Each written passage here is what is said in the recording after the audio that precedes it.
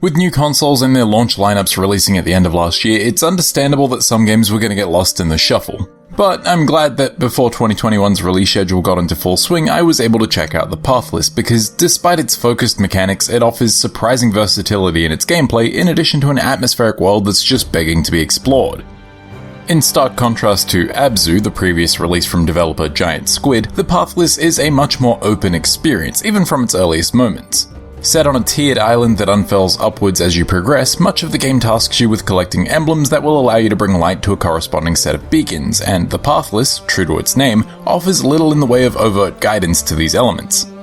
With no compass or mini-map cluttering up the game's minimalist HUD, being dropped into this expanse of rolling fields and sheer cliffs could have been overwhelming, but the game's world is designed in such a way that you'll usually be able to spot at least one point of interest from any given location, even if that point of interest is one of the towering beacons, which would in turn let you spot more points of interest.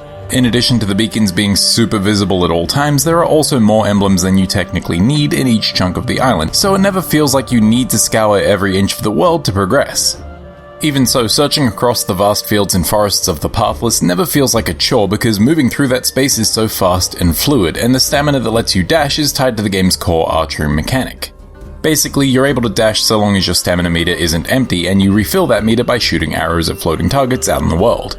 The key to the game's fluidity is that there's no fine aiming here. As the hunter, you automatically aim at the closest target, typically one that the camera is pointed towards, and your shots hit or miss based on how long you hold the trigger down. Holding it until you feel the border of a target guarantees a hit, so long as there's nothing between you and what you're aiming for, so nailing your shots while dashing never feels messy or overly complicated. There is some complexity to be found in the form of finesse shots that you perform by releasing your arrow once a target's border is only half filled, but the only benefit to these seems to be a faster rate of fire and nothing more. Beyond that, there are a couple of different types of targets that, in addition to refilling your stamina, give you a greater boost in speed or verticality, and rounding out the game's traversal mechanics is your trusty Eagle Companion, who gives you the ability to glide and later on allows you to gain extra height by flapping its wings. As you progress through the game, you're able to increase the number of flaps your eagle can make per jump by collecting light crystals throughout the world. These crystals, in addition to the emblems required to light the game's beacons, are usually the rewards for solving the game's variety of puzzles. Another aspect of the Pathless that, similar to the traversal gameplay, makes great use of its robust eagle and archery elements. The majority of puzzles in the Pathless are pretty straightforward, usually revolving around exploring ruined structures to find a clear line of sight to a target, or using your eagle to manipulate ancient contraptions or remove obstacles, and their typically smaller scope makes for a scattering of clever, bite-sized breaks from the fast-paced flow of traversal. None of the game's problems are incredibly complex to solve, but the Pathless does introduce and combine elements at a steady rate to give most of them a simple yet satisfying level of challenge. Some puzzles also make use of a mechanic called the Spirit Mask, which lets you see items that don't otherwise exist or see through illusionary walls. It isn't the game's most gripping mechanic, in fact I forgot about it several times during my playthrough, but it does add another layer to the puzzle-solving gameplay. Additionally, it makes figuring out whether or not you've visited a point of interest much clearer by highlighting them with a colored aura if you've missed a collectible in that area. This doesn't reveal all of the world's secrets to you, however, as sometimes you'll simply have to take note of your surroundings to find the game's smallest environmental puzzles, which give off a very Breath of the Wild vibe. Although the exploration and puzzles take up the largest portion of the Pathless, simply by virtue of the game having such a large world and having so many small puzzles scattered throughout it, the part of the game that impressed me the most was the way it handles its boss fights. Each section of the game is stalked by a massive twisted godlike being, and once you light an area's beacons and weaken them, you have to hunt them down in a chase sequence before tackling them in a much more traditional boss fight. The chase sequences in particular were an unexpected twist that play fantastically into the strong traversal mechanics of the Pathless. These pre-fight moments basically task you with closing the distance between you and these huge monsters, using the speed boost you get from hitting targets to gain on them while dodging their attacks which shove you backwards. Once you're within range of these dark gods, you have to shoot them in their weak points, and while not necessarily difficult, closing the gap and then maintaining that firing distance between yourself and these bosses is really exciting. Once you've hit all the weak spots, these chases transition into more tried and true boss encounters, with a greater focus on avoiding attack patterns before making a counterattack. While they don't have the same speed as the gameplay that leads into them, these boss fights are still pretty intense, and each boss comes at you with their own pace and attack patterns, with some even incorporating puzzle solving and stealth elements into the mix to keep things fresh. On the subject of stealth, there are also some completely avoidable stealth encounters with these dark gods, which can be triggered at any point before you light an area's beacons. Until that point, the bosses wander the world accompanied by a storm made of smoke and fire, and if you get too close, you'll be absorbed by it and separated from your eagle. To escape, you're forced to sneak your way back to your feathered friend, moving only when the monster isn't looking at you or being forcibly ejected from the stormy area. But herein lies what might be the biggest issue with the Pathless. The game lacks any sort of meaningful consequences. Getting hit in a boss fight or chase sequence results in you losing a chunk of stamina, and taking too many hits will simply eject you from the sequence, letting you jump back in at the most recent checkpoint. This lowers the stakes of the Pathless a little bit, but it mostly makes encountering the bosses out in the wild before the actual fight with them more annoying than scary. The boss fights and chases are still exciting and fun, even without significant consequences attached to being hit, but the stealth sections slow the pace of the game to an absolute crawl without actually accomplishing anything of value. With that said, these sections, alongside the chases and boss battles, do at least stand out for the foreboding tone they strike with their red and black color schemes, amid a game that is typically full of lush greens and vibrant blues.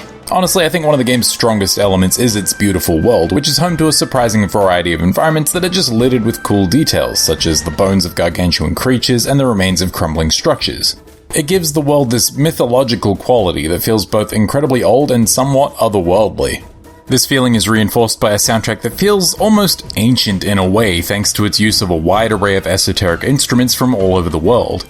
The soundtrack of the Pathless utilizes everything it has to great effect, from intense percussion and thundering brass in its boss encounters to the slower strumming and plucking of string instruments that accompany more peaceful woodwind melodies during the game's less intense sequences. The game score is masterful at evoking the perfect emotion, whether that be fear or wonder, at the perfect time. A lot of those emotions are helped along by the game's surprisingly expressive animations during its infrequent cutscenes as well. Through these cutscenes, the Pathless tells the story of the Hunter, a skilled archer who has traveled to a mysterious island to dispel a darkness that's consuming the world. Upon her arrival, however, she finds that the island has fallen to ruin in the wake of a being called the Godslayer, who has corrupted the godlike beings who existed there. To return light to the world, the Hunter must stop the Godslayer, purifying these powerful entities and their island in the process. The overarching plot of the Pathless feels familiar in a lot of ways, but I think that's a side effect of its use of a myth-like structure and tropes. It certainly feels like this archetypal story of light struggling against dark is what the game is going for, and for what it is, I think it serves its purpose well enough. I will say, however, that for the majority of the game, I found its setting and lore, told through collectible notes and the final thoughts of the dead spirits you find throughout your journey, to be more immediately compelling than the core plot itself. Part of that is because the morsels of information are genuinely fascinating and flesh out the world that you're moving through the bones of, but it's also because the story of the Pathless is somewhat backloaded. The game is bookended by important and memorable story moments, but it feels like the majority of these happen as the Pathless is rushing towards its conclusion. That isn't to say that the Pathless isn't paced well, but with such a short runtime, it's hard to feel like it's not rushing to its conclusion. While you can spend a little extra time finding all the emblems and lore that the game has to offer, the Pathless just isn't a particularly long game.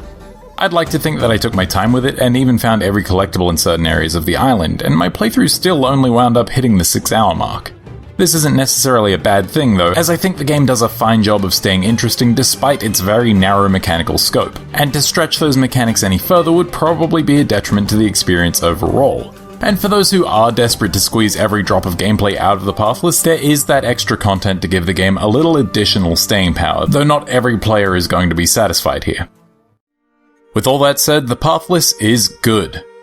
With its colourful, inviting world to explore and the simple elegance of its core mechanics, the Pathless is an absolute joy to play. The game combines an approach to open world design and environmental puzzles that feels reminiscent of the best parts of Breath of the Wild, with a story and atmosphere that would feel right at home in a Team Ico game, and its presentation is simply top-notch. Those looking for a longer adventure or something that's a bit more challenging may not find what they're looking for here, but if you're after unguided exploration and simple yet satisfying gameplay, I highly recommend checking this out. The Pathless is available on PC, PS4, PS5, Mac, and iOS.